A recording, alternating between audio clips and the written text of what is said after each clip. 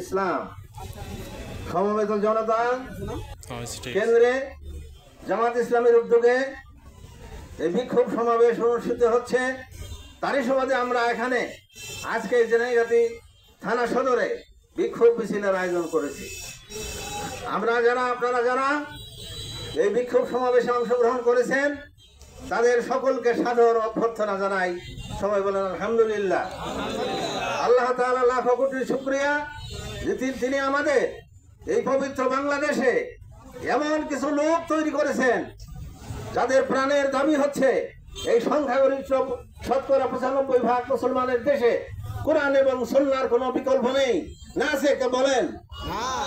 আমরা যেহেতু সবাই প্রায় মুসলমান, এটাই স্বাভাবিক। দীর্ঘ ৫৪ বছর আমরা দেখেছি ক্ষমতার হাত বদল হয়েছে, কিন্তু ক্ষমতার হাত বদল হলেও তাদের পৈশাচিক কর্মকাণ্ড, জুলুম নির্যাতন এবং অন্যায় আচরণ সারা দেশের মানুষ বয়ে বেড়াচ্ছে। আজকে যদি আমরা লক্ষ্য করি, দীর্ঘ ১ বছর বেশি হয়ে গেল ঐতিহাসিক ৫ই আগস্টে আমাদের কিছু দামাল ছেলে, তরুণী, এমনকি মেয়েরা পর্যন্ত এ দেশকে পুনরায় স্বাধীন করার জন্য তাদের তাজা রক্ত বিলিয়ে দিয়েছে। আল্লাহ তাদেরকে শহীদি মর্যাদা দান করুন। সম্মানিত ভাইয়েরা আমার, আমাদের এই দাবি কি অন্যায্য?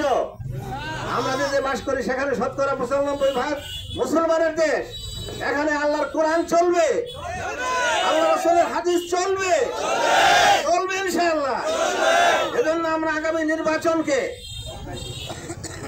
সামনে নিয়ে সকল ভাইকে করজোড়ে অনুরোধ করতে চাই, আসুন আমরা প্রত্যেক ঘরে ঘরে, প্রত্যেক মহল্লায় জামাত ইসলামের দাওয়াত, কোরআন সুন্নাহর দাওয়াতকে আমরা সম্প্রসারিত করি।